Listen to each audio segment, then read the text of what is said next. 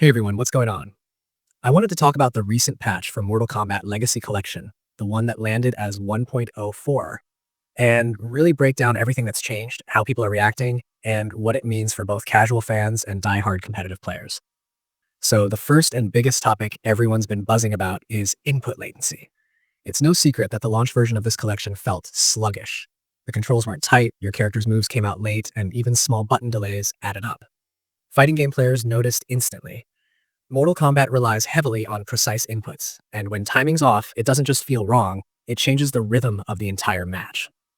The developers, Digital Eclipse, acknowledged those complaints right away and pushed this new patch that specifically targets that issue, alongside a few other things like online audio desyncs and crashes. After the update, input responsiveness definitely improved. You can feel the difference almost immediately if you're sensitive to timing.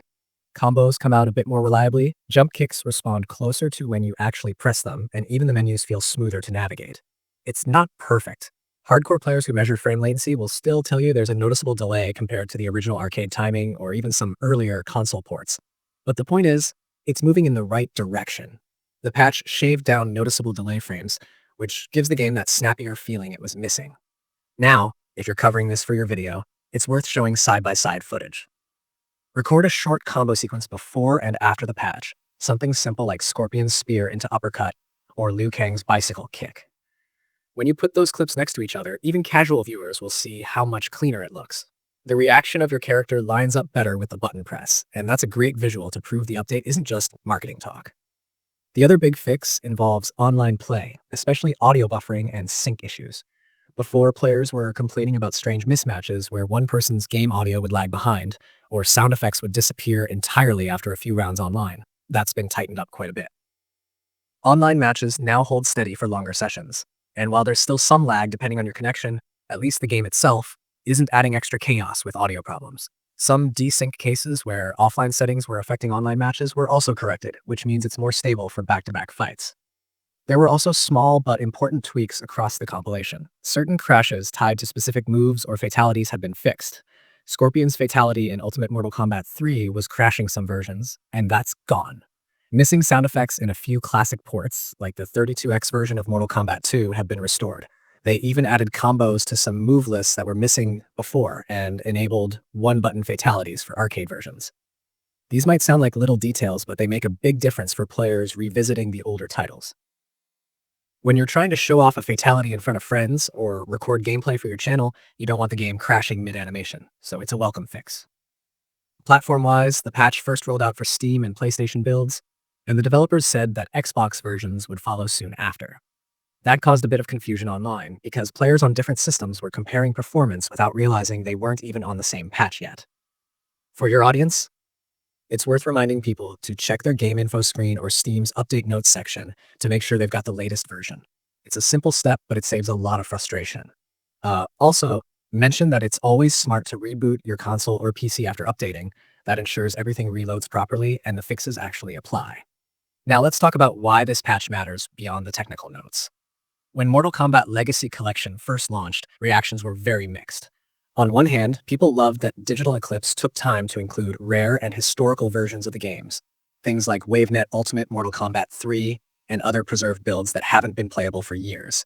The collection also came with great behind-the-scenes content, interviews, and museum-style features that dig into the series' legacy.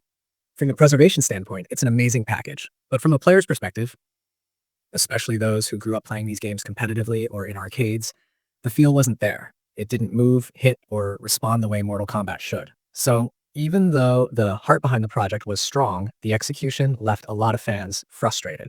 This update is the studio's way of rebuilding trust. They've shown that they're listening to feedback, working quickly, and not leaving the collection in that rough launch state. It's also a statement that they understand that gameplay feel isn't just a small technical detail. It's the soul of fighting games. You can have all the concept art and bonus features in the world, but if Scorpion's spear lands half a second late, fans are going to notice. If you're explaining this in your video, use this as a storytelling hook. This patch is more than just a technical fix. It's a step toward redemption for a release that started off rocky. It's also a reminder that game preservation projects can't just be museum pieces. They have to feel right in your hands if they're going to honor the originals. That's a message that resonates with players who care about authenticity, and it adds emotional weight to your video's conclusion. You can also spend a few minutes talking about what hasn't been fixed yet. The biggest remaining issue people are still waiting for is full online lobbies and better netcode consistency. Right now, matchmaking works, but it's bare bones. No proper friend lobbies, limited customization for online matches, and occasional disconnects. The developers have already said that they're working on that for future updates. So, while this patch improves playability, the online infrastructure still needs work before it reaches the standards of other modern fighting games. Another thing to bring up is how console versions still lag behind PC in responsiveness. Some testing data has shown that even after the patch, PlayStation still feels slower compared to the PC build, which has less input delay overall. That's not to say it's unplayable, but competitive players definitely notice it. If you're doing a technical breakdown, it might be cool to include slow motion footage showing the delay difference between the two. Even something as simple as jumping and punching with a visible input overlay can highlight how small differences add up in real matches. For viewers who aren't deep into fighting games, it's worth taking a moment to explain why input lag matters so much. In Mortal Kombat, every move has a defined number of startup frames. High-level players memorize these, so if the game adds artificial delay, it throws off their entire rhythm. You can't react to jump-ins properly, you miss punishes, and even combos you've practiced for years suddenly feel off. When lag gets reduced, it's not just about comfort, it actually changes how viable certain moves are and how tight your timing windows feel. That's why the reaction to this patch has been a mix of relief and cautious optimism. It's better, but it's not the end of the road. You could also touch on the emotional side of this whole situation.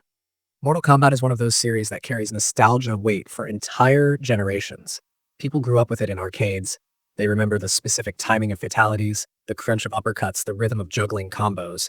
When you re-release these games, you're not just selling a product, you're selling memories. That's why even small imperfections get magnified. Fans aren't being picky for the sake of it, they just want it to feel like it used to. Uh, the developers have made progress in that direction, and that's something worth acknowledging in your script. If you're closing your video, bring the tone back to a personal perspective. Talk about your own experience since the patch dropped. Maybe mention how the first time you booted it up post-update, you noticed the smoother response, or how online matches didn't crash as often. These little bits of personal feedback make the script more relatable. You can even include a line like, "You can tell they're working on it. It's still not perfect, but the improvements are real." That kind of balanced honesty builds trust with your viewers. From a presentation standpoint, sprinkle in quick comparisons between the original arcade feel and the new patched version. Mention specific changes like faster menu navigation, fewer visual stutters, or smoother transitions between rounds. Keep the language plain. Don't get bogged down in numbers, but emphasize that the collection is slowly starting to feel more like a true Mortal Kombat experience instead of an emulator with museum extras. If you want to keep your viewers engaged, wrap things up by looking ahead. Talk about what's next for the collection, the promised online lobbies, further performance improvements, maybe even new content or additional tweaks.